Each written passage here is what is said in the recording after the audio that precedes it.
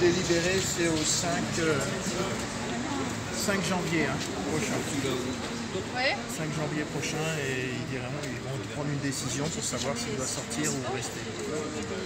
Et comment vous sentez la chose? Je pense que les juges ont compris que c'était une affaire un peu particulière, quoi. Et donc...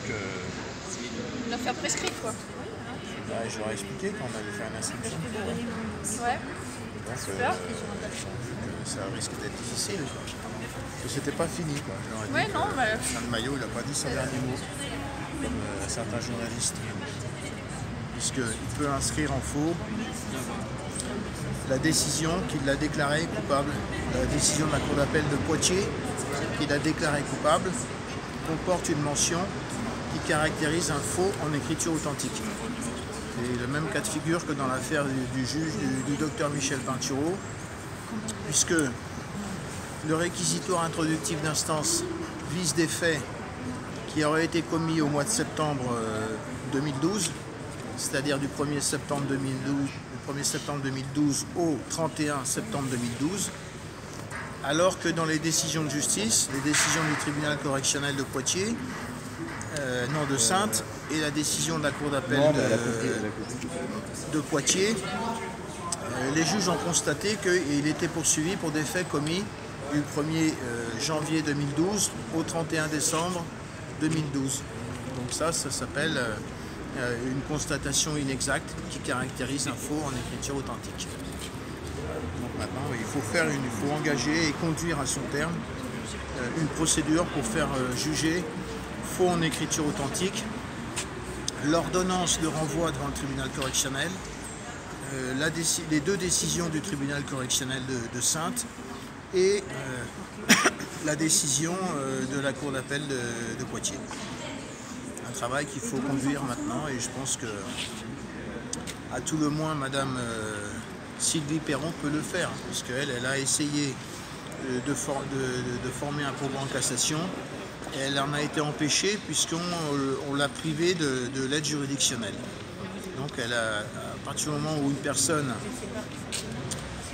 tente de faire un pourvoi en cassation et qu'elle est privée de la possibilité de faire le pourvoi en cassation parce qu'on ne lui a pas accordé l'aide juridictionnelle, cette personne a le droit de faire une action en déni de justice ou en faute lourde contre l'agent judiciaire de l'État, et en même temps d'inscrire en faux un certain nombre de pièces de la procédure, et en l'espèce l'ordonnance de renvoi devant le tribunal correctionnel, les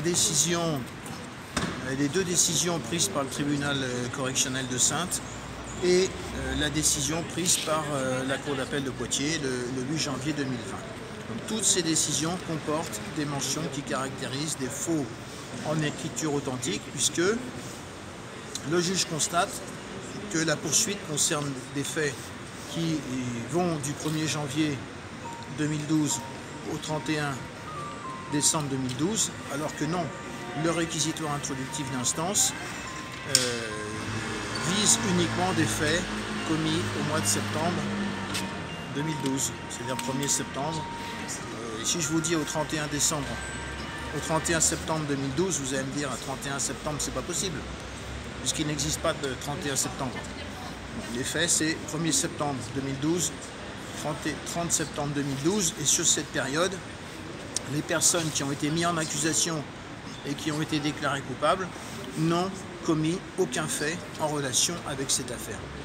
Et quant aux faits qui auraient été commis avant, c'est-à-dire entre le 1er janvier 2012 et le 31 août 2012, et les faits qui ont été commis entre le 1er octobre 2012 et le 31 décembre 2012, ces faits sont prescrits, l'action publique est prescrite parce qu'il n'y a jamais eu de réquisitoire introductif d'instance qui a été délivré par le parquet.